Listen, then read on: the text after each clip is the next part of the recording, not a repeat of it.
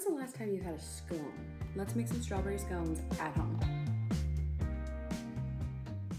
First, we're gonna mix together our dry ingredients. We're gonna spoon and level 2 cups of flour. I should probably get a larger flour container for how much flour I use. But you're gonna spoon it and level it so that you don't get so much flour that it's all just packed in there. I'm using a 1/2 cup scoop because again, that's what fits in my container. But whatever container you have, I don't care if it comes straight from the bag. All right, we have 2 cups. This is granulated white sugar, a 1/4 cup of light brown sugar, packed real good in there. Brown sugar actually is made with molasses. So the light brown sugar makes it a little less molasses than the dark brown one. So I guess you could use the dark brown sugar if you wanted a little bit more of a molasses taste. Set that aside. 1/4 teaspoon baking soda. Got my big old baking soda over here. And we just need a 1/4 teaspoon. That ain't gonna work. How do I get this out of here? Then we just need a 1/4 teaspoon of baking soda, a full teaspoon of baking powder, and just a little pinch of salt. Quiet. Stop it. Quiet. Okay. We're gonna take our handy dandy whisk and just whisk that together so it's all nice and incorporated and smooth. You don't want any big chunks of leavening or sugar in one little pocket. You want it all to be mixed in really well. Okay. We'll just set that aside. So we're gonna get our frozen butter, 8 tablespoons. So we're using an entire stick. And instead of chopping it up or trying to use a food processor, I'm gonna use the large side of a cheese grater. I've actually never tried this method before, but it seemed like a good idea. So here we go. Ooh, this is more satisfying than cheese. Let me show you the little curls, hold on.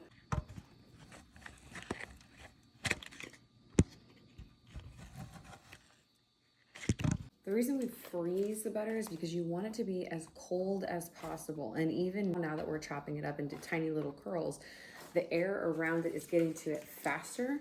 So it's going to start essentially melting. It's gonna start softening again. And you want your butter as cold as can be. Whoops, don't wanna do that. And you want your butter as cold as can be for when you make the pastry dough. That's what gives it that flaky effect. Okay, look at all that beautiful butter. I want every little bit of that out of there. Where's my spoon?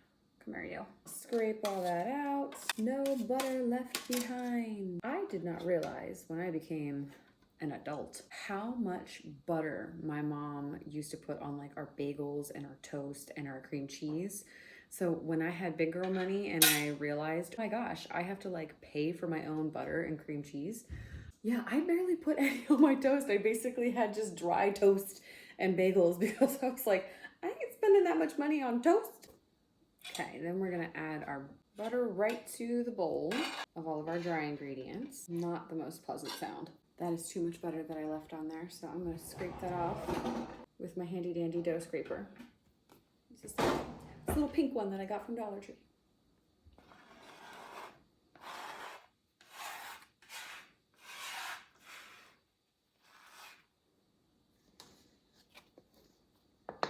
Okie dokie. Just to show you how valuable butter is, when I worked at Annie Ann's, the pretzel place in the mall, we used to call it liquid gold. If you have a pastry cutter, which is one of these little guys, you can use that to cut the butter in, especially now that it's all shredded up in there. It makes it really nice and easy. Or you can just use 2 knives and kind of like cut it together. And then you just kind of want to like mash this together until it makes really like chunky sand.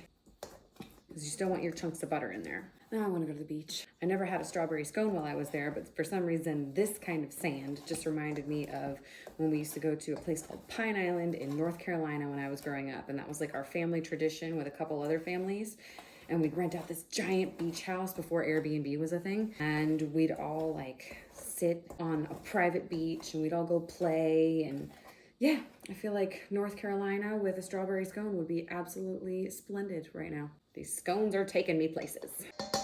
That should be good, not completely chopped together, but we'll go ahead and put this in the fridge while we're doing all of our wet ingredients so the butter stays really cold. Okay, now we'll cut up our strawberries after we've washed them. Just chop them up into, I would say bite-sized pieces, but I mean, You can eat a strawberry in a whole bite. So just little chunks that you're like, yeah, I would definitely like to bite into that in one bite of my scone. And if you want it to be really pretty, then you only cut the red parts in there. So it's like little gems, little rubies, and not the white part in the middle. But I'm gonna go ahead and cut the white part in the middle because I really don't want it to go to waste. We need about a half a cup, but I don't think anyone is going to complain if we make that a heaping half a cup. A couple more strawberries.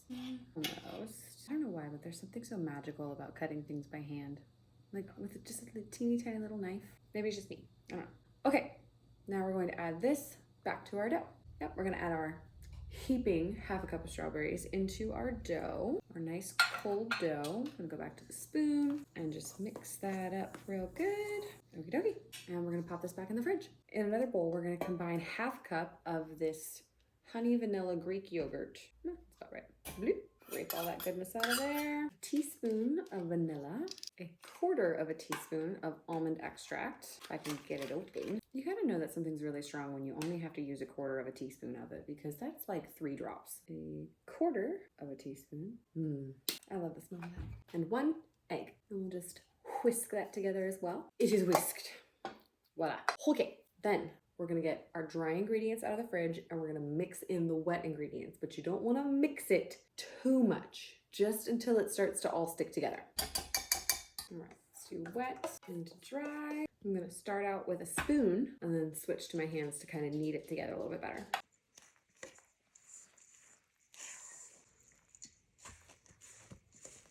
All right, you can see how it's starting to come together. I'm gonna go ahead and use my clean hands to start to knead this. All right, I'm gonna knead this and I'm gonna hope that I don't make it too dry.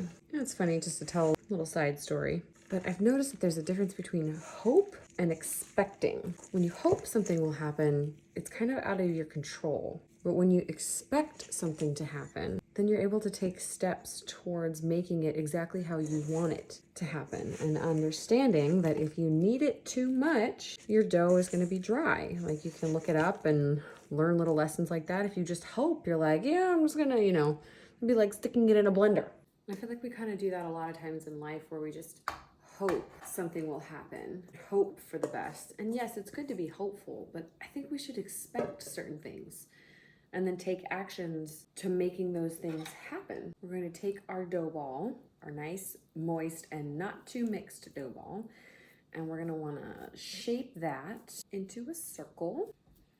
Just kind of pat it down, shape it around. I think there's pans that you can put this. And I've actually seen other people make large batches and put them in squares. But I feel like if you're just making it at home, just make it into a cute little circle. And take those strawberries that are kind of chilling on the edges there and put them right on top.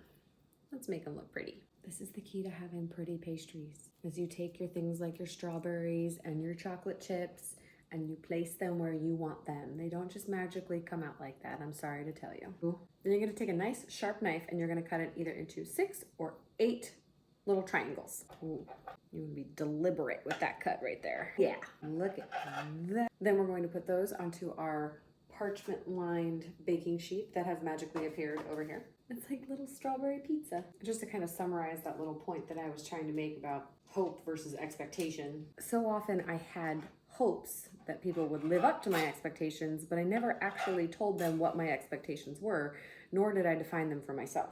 So when you hope that things will turn out well, it's basically the same as throwing a penny in a fountain. But when you set expectations and you tell other people about your expectations, it's the best way to set boundaries for you and for other people, because you expect a certain outcome. Not to say you're not flexible with other people and with that outcome, but at least you knew what you expected, and then you can adjust your behavior accordingly. Just like this recipe. I expect that these are going to come out nice and light and fluffy and crispy because my butter is cold and I didn't over knead it. And if they don't, then I'll go back and figure out what I did wrong. But I didn't just throw everything in a bowl and hope for the best. With a couple tablespoons of heavy whipping cream, I'm just gonna gently kind of spoon this over the top. If you have a pastry brush, it's probably better to use a pastry brush, but for some reason, I can't find mine, so we're just gonna gently spoon it over the top. If you just started following me on YouTube, you probably won't notice, but I'm in the process of kind of changing the whole color scheme of my kitchen. So I added one of those, like the self-adhesive marble, like faux marble things that goes over top of the countertop because I was a little tired of everything looking tan. And not a good tan, like I blended in with it tan. So yeah, I just wanted to add some more bright pops of color. And then I'm probably gonna do that little area back there too in the white marble, faux marble, because you know, we're trying to be fancy over here. Not really, I just needed better lighting in here. All right, then this is gonna go in the fridge for about 20 minutes and then we'll bake it. I will never tell you to set your oven before the chilling process because then your oven's on for like an hour. Sugar doesn't taste that bitter. Now that our oven is preheated to 400 degrees, we're gonna take these out of the fridge and we're gonna pop them in there for 15 minutes. While those are in the oven, we're gonna go ahead and make the glaze that's gonna go on top to make them even sweeter. We're gonna do 2 tablespoons of milk, 2 of a little extra, a cup of powdered sugar. Don't ask me why I have this tiny little amount of powdered sugar set aside, and about a half a teaspoon of vanilla. Feels about right. Then you grab your teeny tiny whisk that came with your Christmas hot cocoa set and just mix that up until it turns into a nice smooth glaze. You can smell the vanilla in that. Now we wait. All right, now that they're out of the oven and we've given them about 5 minutes to rest and steam, then we're just gonna drizzle some of this on top and then we get to eat them. Oh my goodness gracious. And there you have it. Bakery fresh scones right in your own home. Let's try one of these. Oh my goodness. I'm gonna be here for a minute. So thanks for watching. Go make some. Amazing. Strawberries are so sweet. Do me a favor, do yourself a favor, like and subscribe so I can make more videos like this, teaching you how to bake at home. I can't put it down. Oh God, so like fluffy. Gosh, I feel like I need some music or something. Let's get a little talking. Let's get a little coffee. Let's get comfortable. Where did I put my coffee? It's so quiet in here. Did you know that scones actually come from Scotland? So you can eat these while you're watching Outlander and feel like you're actually there.